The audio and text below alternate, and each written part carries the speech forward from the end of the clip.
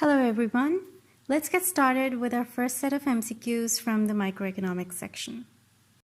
The first question is, the price of coffee is observed to increase and the number of cups of coffee purchased is observed to rise. Assuming coffee is a normal good, which of the following statements is consistent with these observations? A. The demand curve for coffee shifts to the right and the supply curve shifts to the right. B. The supply curve for coffee shifts to the left. C. The supply curve for coffee shifts to the right. D. The demand curve for coffee shifts to the left and the supply curve shifts to the right.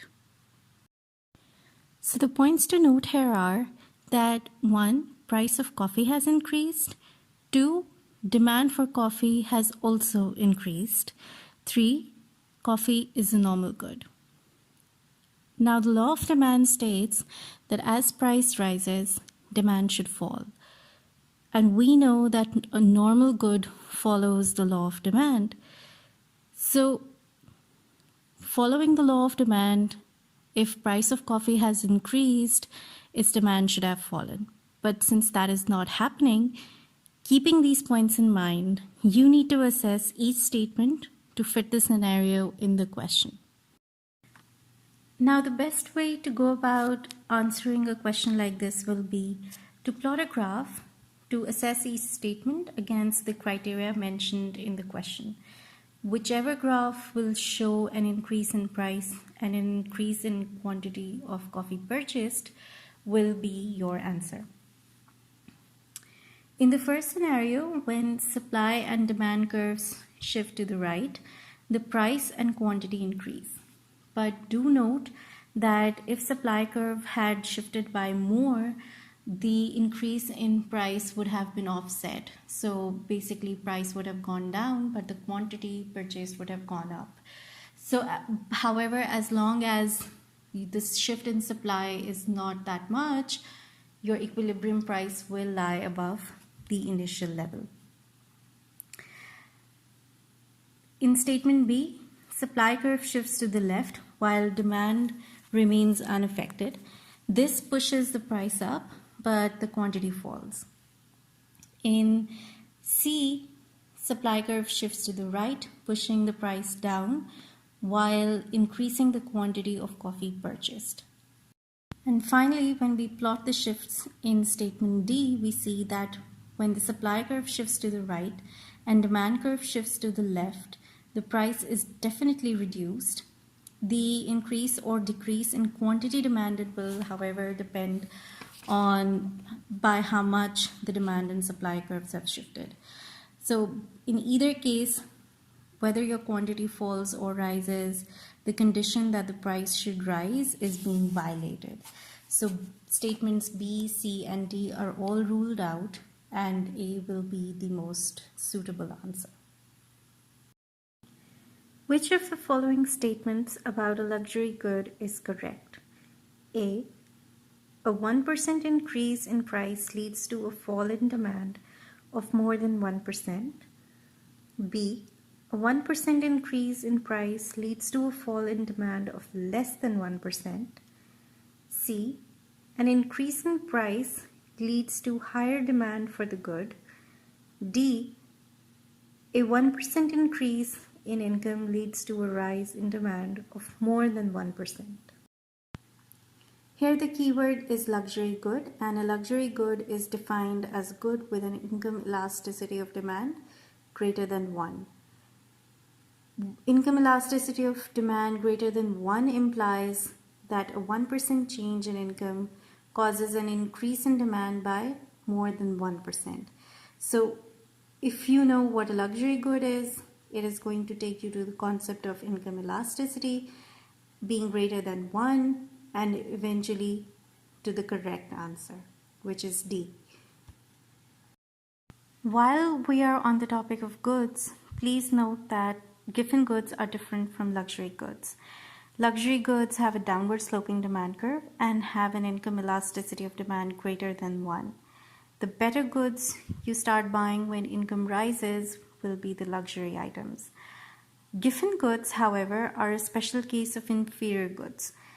Their demand increases with an increase in price, mainly because their substitutes are not easily available. Hence, their demand curve is also upward sloping. So, do not confuse luxury goods with given goods. Just note that. Right, so while preparing for an exam, I will suggest that you make a sheet of definitions for the types of goods and their properties to help you tackle questions like these in an exam. You should also have the rules of elasticities on your fingertips so that you do not lose easy marks. Here we have recapped rules for income elasticity of demand.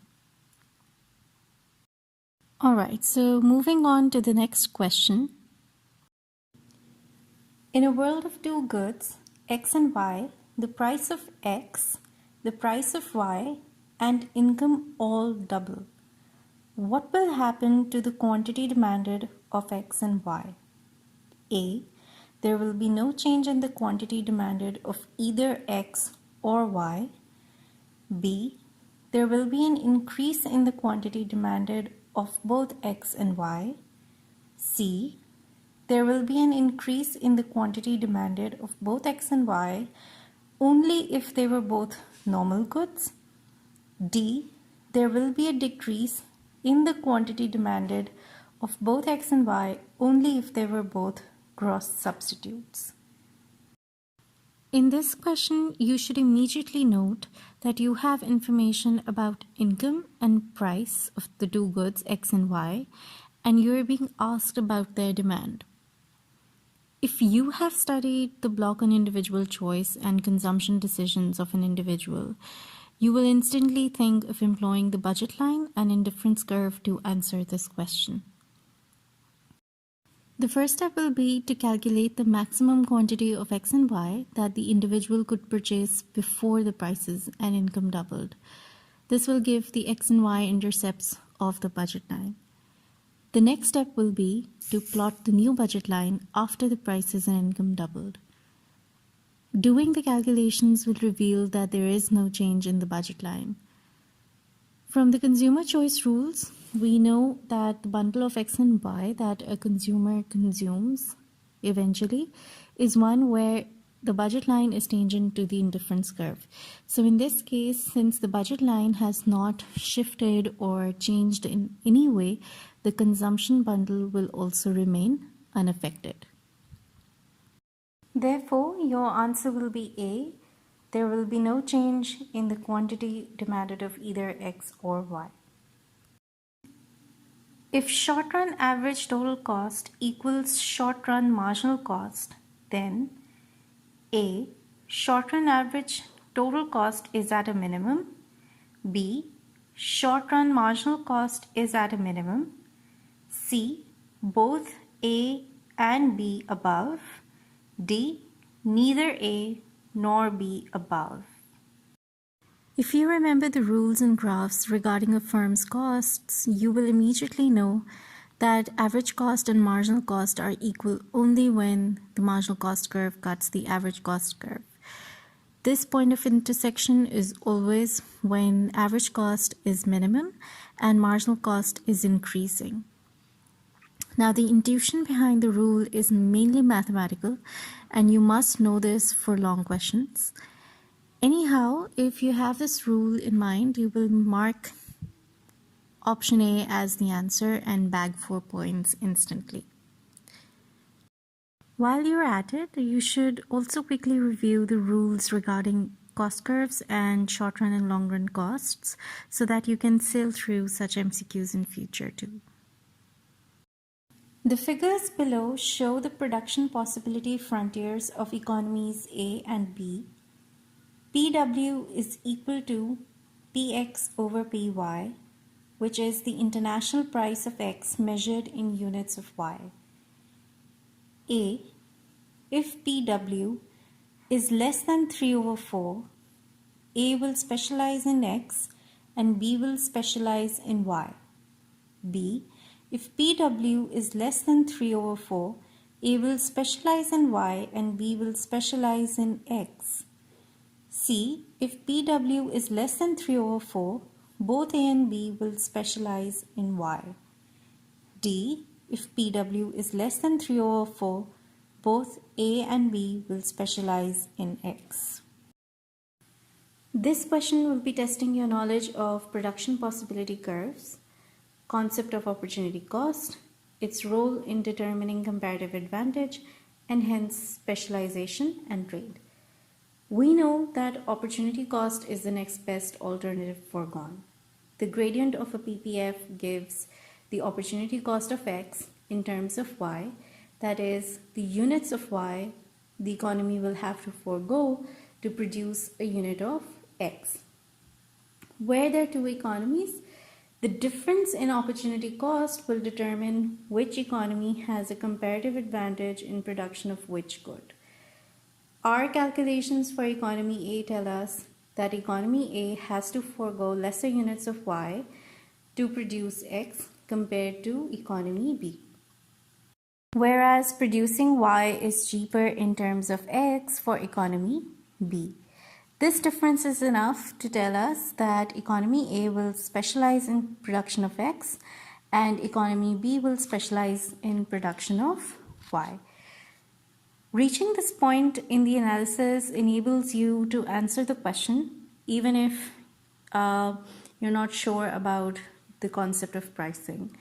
But in the case of MCQs, it's always best to know your content well, since you never know what kind of options you might get. So the rule for international pricing is that the trading price should be such that it lies between sellers and buyers' opportunity cost.